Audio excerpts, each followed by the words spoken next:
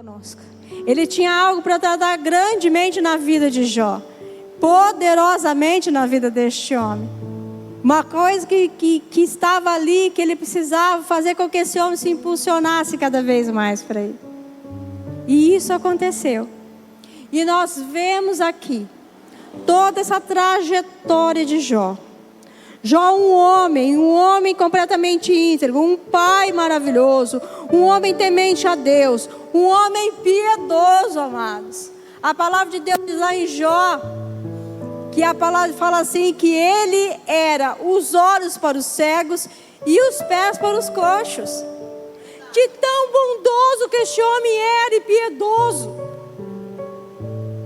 Havia algo diferente neste homem. Havia algo sobrenatural neste homem. Esse homem era rico em bênçãos. Ele era o homem mais rico do Oriente. Não havia homens que tinham bens como Jó tinha bens ali. Um homem que tinha filhos abençoados. Era um homem que fazia holocausto ali, agradecendo a Deus por toda a sua família, pelos seus filhos. Ele tinha tudo aquilo que muitas vezes nós não conseguimos fazer. Esse homem fazia. Mas Deus ali deixa ele ser tocado e fala ali para que o inimigo toque a ele. E num dia, em 24 horas, a vida deste homem mudou totalmente. Ele perdeu todos os seus bens. Ele perdeu os 10 filhos num dia. Um vendaval que o tirou todos os filhos. Este homem perdeu tudo aquilo mais importante na vida dele. O relacionamento dele com a mulher foi completamente abalado com tantas circunstâncias. E mais um pouco ainda, os amigos de Jó levantaram falsas acusações sobre este homem. Eu não sei você, mas você já recebeu uma falsa acusação? Esses homens insinuaram que ele era um ladrão, ele era um abusador de viúvas, de órfãos. Esses amigos levantaram situações perversas contra aquele amigo, a qual ele conhecia e chamava de amigo. A mulher a qual caminhava com ele, ele foi tomado pela uma enfermidade. A palavra de Deus diz que havia bolhas de pus sobre todo o corpo daquele homem, amados. E para que ele se aliviasse da dor, ele passava o caco para estourar todas aquelas bolhas, para tirar aquele pus de tanta dor que ele havia. Há versões que digam que ele mordia a própria carne para poder estourar essas bolhas. Tão desespero deste homem. A ponto da mulher olhar para ele e falar assim: olha, Jó, amaldiçoa esse teu Deus e morre. Não tem mais como adorar, não tem mais como olhar para este Deus que não cuida de você. E ele fala: ó louca mulher, jamais falarei contra meu Deus. Mas esse homem, ele levantou 16 perguntas para Deus. E ali ele falou: Senhor, por quê? Por que o Senhor não me matou no ventre da minha mãe? Para passar tudo. Senhor, por que, Senhor? O Senhor não secou o leite do peito dela para que eu morresse?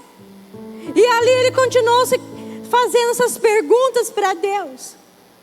Você sabe o que ele teve? O silêncio de Deus.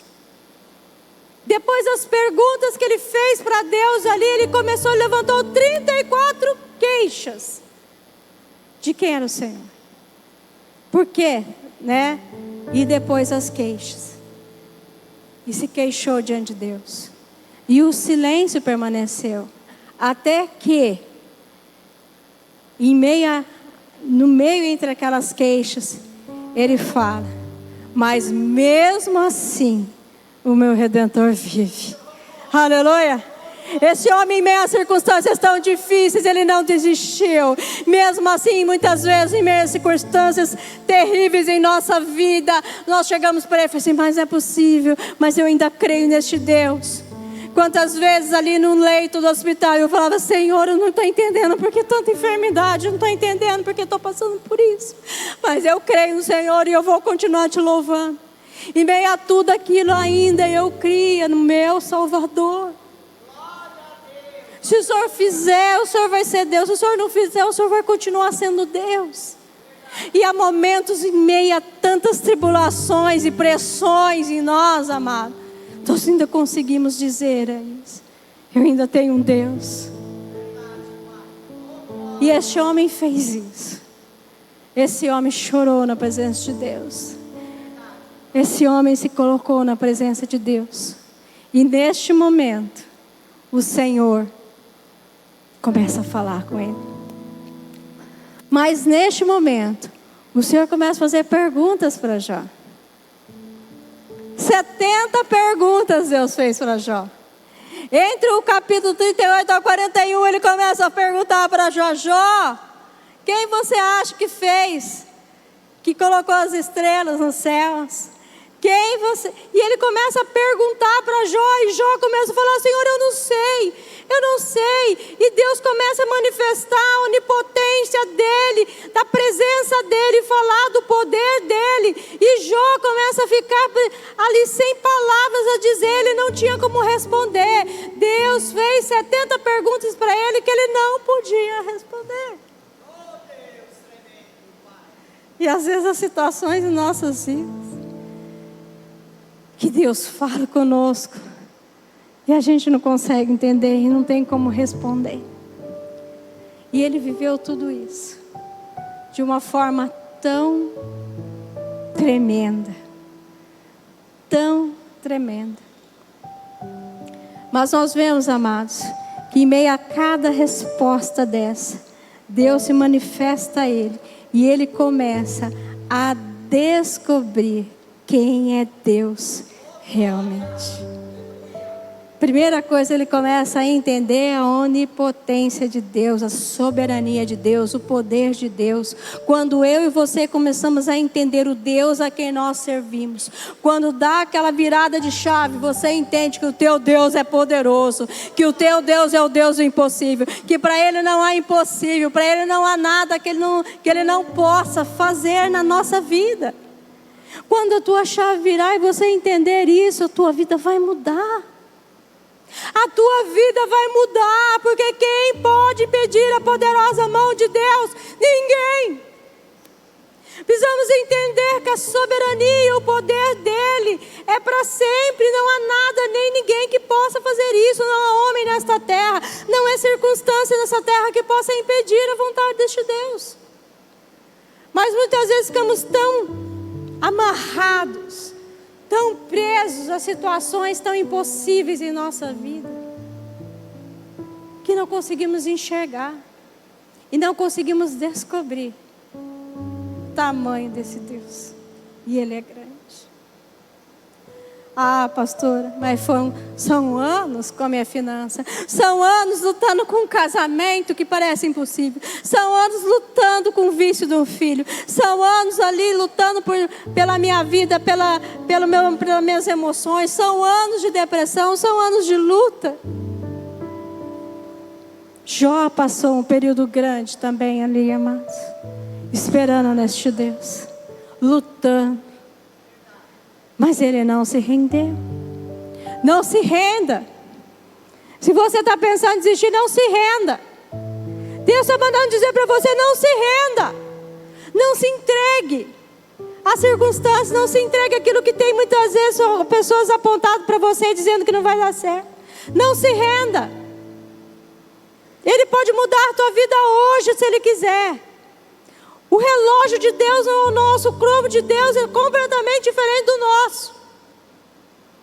Ele me fez esperar 7 anos para essa mudança. Jó, a palavra diz que em torno de 3 anos, eu não sei direito, não é algo certo, mas em torno disso, este homem viveu tempos terríveis. Ah, mas você não vive luto? Luto? Muitos lutos. Em 3 anos eu perdi 3 pessoas importantes na minha vida, que eu achei, eu não vou passar. Humilhação? Fui humilhada muitas vezes. Diretamente, indiretamente. Por estranho? Não. Não foi por Esther. Foram pessoas que eu admirava, que eu amava. E que amo ainda, viu? Não deixei de amar, não. Você foi humilhado?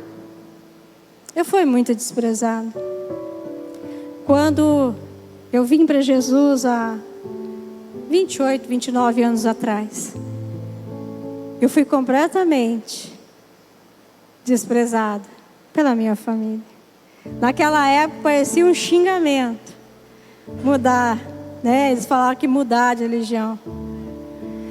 E havia momentos que eu ia na casa de parentes meus que eles escondiam tudo os santos, porque eu tinha fama de quebra-santo. Eu não fazia isso, amado, pelo amor de Deus, a não ser que a pessoa chegasse lá, né? E Deus ali ia tocar o coração, aí eu fazia, mas assim, jamais invadia a casa de ninguém, eu nunca fiz isso na minha vida. Mas tinha uma faminha, né? E aí eu lembro que escondia tudo. E aí, teu pai sonha outra coisa para você, né? Os pais sonham profissões, meu pai tinha um sonho. E tinha coisas para a minha vida. E eu via que faltava muito ali para honrar o coração dele. Mas se passa, os anos se passam. E hoje, amados, Deus mudou tudo em relação à minha família.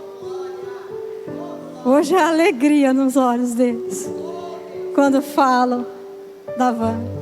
Hoje há um olhar de honra no olhar do meu pai quando fala da filha. Hoje eu vejo tudo transformado em relação à minha família. Você sabe que você chegar ao final do ano e chegar ali ao anfitrião da festa e falar assim: gostaria que você fizesse uma oração e desse uma palavra. Em meio a tantos ali, amados, Deus fez isso. Foi para honrar a Wanda? Não, foi para honrar o Senhor dos Senhores. É Ele mostrando que é um Deus que restitui. É Ele mostrando que é um Deus que honra. Em meio a várias religiões ali. Mas somente um nome foi glorificado no meio daquela família. Somente um nome foi exaltado, que foi o nome do Senhor Jesus. Somente foi um nome no meio de todos ali. Foi o nome de Jesus, amado. Porque Ele é vivo. Porque Ele é poderoso. Porque quando Ele quer, Ele faz acontecer. Aleluia!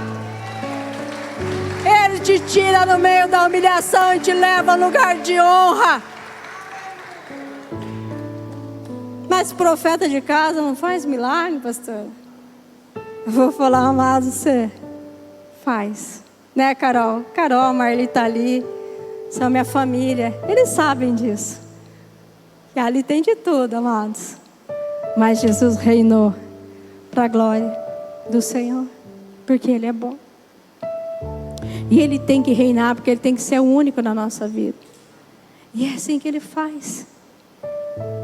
Como Ele fez na vida deste homem. Quando ele olhou para o alto e falou: o meu Redentor vive. Deus saiu do silêncio para falar com ele. E ele ficou tão impactado. Ele ficou tão emocionado com aquilo. Com a presença de Deus ali na vida dele. Que ele chega ali e ele fica completamente estarrecido. E ele fala assim: após a ele iluminou o caminho e parece que o abismo tornando em bragulho de cães. E a terra não há mais coisa que se possais comparar, pois é feito como está o pavor. E ele vem tudo do alto, e o rei sobre ele toma seu filho e sua soberania. Ele falando: Senhor, tu és soberano, tu és rei. E então ali Jó diz ao Senhor: bem sei que tudo tu podes, e que nenhum dos teus planos são frustrados. Ele ainda não tinha recebido o milagre da restituição, mas ele creu de todo o coração na soberania deste Deus. Através de Deus falando, Deus abre os olhos de Jó e ele vê o quanto Deus dele é poderoso, o quanto Deus dele é magnífico. E naquele momento ele veio e ele fala: nenhum dos teus planos podem ser frustrados. Aquele homem foi tomado por uma grande fé, do poder poderoso deste Deus, de um Deus que restitui, com um Deus que faz. Mesmo Deus ainda não tinha feito nada para ele, mas ele ali se rendeu a ele. Por isso, amados, Muitas vezes Deus, mas pastora, Deus ainda não começou o processo na minha vida. Mas creia que nenhum dos planos de Deus sobre a tua vida serão frustrados. Se Ele tiver que mudar aquilo do lugar, Ele vai mudar. Se Ele tiver que trazer existência, Ele vai trazer. Se Ele tiver que abrir portas onde não existe, Ele vai fazer. Porque Ele é o Deus que traz à existência aquilo que não existe em nossa vida. Tem jeito não, aquele homem não tem jeito não, tem jeito sim. Quantas vezes eu olhei para o pastor César e falei assim, não tem jeito não. Não é crente não. Quantas vezes, amado? A Ana, há uns 12 anos atrás, teve um dia que eu cheguei aqui para pregar numa quarta-feira, porque nós tínhamos o culto da família e começávamos o culto da família. Esse homem me atormentava de casa até aqui. E teve um dia que eu falei, Guto, eu não consigo, como que eu vou pregar? Ele falou assim, mas quem falou para você que é para fazer quando está tudo bem? Vai e faz. E eu falei, não é possível. Aí Deus vinha e fazia. Foi uma vez, pastora? Foram muitas vezes. Foi uma vez. E eu falava, vamos. E ele fazia questão de atrasar. E ele, olha, amados. E eu falava, Senhor, não tem jeito. Mas esse homem foi encontrado pelo Senhor. E transformado para a glória de Deus. E quando eu vejo ele levantando as mãos e adorando e louvando a Deus. E profetizando essa igreja. E um homem de compromisso com horário, com porta, com tudo. Uma responsabilidade. Tem hora que até agora eu falei assim, Jesus está demais. Mas eu falo, louvado seja o Senhor, que seja demais mesmo. Amados. Aí já estava na igreja já. Sei, era um crente desviado dentro da igreja, sei lá. Mas Deus o encontrou. E eu falava, Senhor, mas acho que não. Eu falei, um dia eu falei, não tem jeito. Tem jeito sim. Para Deus tem jeito. E Ele pode fazer. Mas Jó, tomado de grande temor, fala, bem sei que tudo podes. E que nenhum dos teus planos, seus propósitos podem ser impedidos. Quem é este que sem conhecimento encontra conselho? Por isso relatei e não entendia. Coisa que para mim é maravilhosa e que eu não entendia. Você entendeu aí, amados? Ele não entendia. Era um homem íntegro, era um homem que prostrava ao Senhor, era um homem que buscava a Deus, mas ele mesmo falou que os meus ouvidos somente ouviram falar, mas agora os meus olhos te veem, Senhor. Deus queria algo profundo, Deus queria algo sobrenatural com este homem, e ele pôde entender a soberania deste Deus e a grandeza, e a chave se virou, e ali ele pôde entender que o nosso Deus é um Deus de poder, Ele é soberano, Ele é poderoso, e Ele transformou a vida deste homem. Jó pôde ver ali que ele era limitado, que ele era um homem cheio de limites, que ele precisava romper aquilo com Deus, e ele só pôde viver isso passando por esse martírio, passando por essas provas, para poder glorificar o Senhor. Então muitas vezes Deus nos permite a desertos. E a palavra de Deus, ela é muito clara lá em Deuteronômio, que Ele pega nós pelas mãos como criança, nos leva para o deserto. As situações que Deus permite em nossa vida, para que viemos crescer. E hoje mais do que nunca, eu sou testemunha para dizer para você, mais do que nunca, que Deus honra os humilhados. Eu sou testemunha para dizer para você, que mais do que nunca, que Deus cura o enfermo. Eu sou testemunha para dizer para você que Deus transforma casamento sim. Que Deus muda a nossa vida sim. Que Deus faz coisas grandes sim nas nossas finanças. Até poucos anos atrás, amado, só Deus na nossa vida. Eu tinha que empurrar o cadetinho vermelho ali e deixar ele na meia assim para que desse para ele poder pegar. Teve um dia, com o carro cheio de coxinha, aquele carro me para ali para baixo, lá do Carolina. E eu falei assim, Senhor, eu não aguento mais. Conserta isso aqui, o Senhor sei lá, eu quase fiz igual o Jó, porque o Senhor não me matou no ventre da minha mãe, que eu não aguento tanta humilhação, eu não aguento tanta dificuldade, eu não aguento esse financeiro mais, Senhor. Até a hora que Ele pega e muda. E esse carro que nós temos hoje, amados, foi um presente de Deus. Eu não comprei ele, eu ganhei. Eu ganhei o carro que eu tenho hoje. Deus me restituiu muito mais do que o diabo roubou na minha vida. Como Deus fez na vida deste homem. Ele conseguiu ver o quanto ele era limitado, ele conseguiu ver a Deus, a chave virou, as coisas começaram a acontecer, tudo mudou na vida dele. Mas sabe algo tremendo que ele aprendeu? Deus virou o cativeiro de Jó quando ele começou a orar pelos seus amigos. Ele perdoou os seus acusadores. Perdão tem muito a ver com isso. Para que você, nessas 7 semanas, entenda, para que a restituição de Deus venha sobre a sua vida, é necessário perdoar. Para que você entenda, para que Deus venha restituir tudo aquilo que o gafanhoto, tudo aquilo que o migrador, tudo aquilo que o destruidor roubou da sua vida, é necessário buscar a Deus e conhecê-lo de verdade. Para que você possa tocar no Senhor, é necessário essas mudanças em nossa vida. Sabe por quê, amado? Essa campanha não tem nada de milagroso, não tem nada de místico não, viu? É poder de Deus. E a manifestação do poder de Deus acontece quando eu começo a perdoar, quando eu começo a buscar, quando eu começo a clamar a Deus, quando eu começo a obedecer à voz de Deus na minha vida. Aí você vai ver as coisas acontecer. Porque essa vida de qualquer jeito que temos levado, foi o que eu falei segunda-feira passada, ficou lá em 2024, porque esse 2025, para você experimentar o milagre, vai ser uma outra vida. Porque aquilo que nos separa das nossas bênçãos é o nosso pecado. Adianta eu fazer 7 semanas de restituição e busca ao Senhor, mas a minha vida não muda? Adianta eu fazer tantas coisas e eu não busco mudança? A mudança precisa vir, a transformação precisa vir, a busca precisa vir, para que eu venha conhecer este Deus, como Jó buscou o Senhor. Aí eu vou falar para você, antes dessas 7 semanas, Deus vai começar a restituir teu lar de uma maneira tão sobrenatural, tão poderosa, tão miraculosa, que você nunca experimentou na tua vida. E eu acredito que é rápido, amados. É muito rápido, porque o avivamento está aí.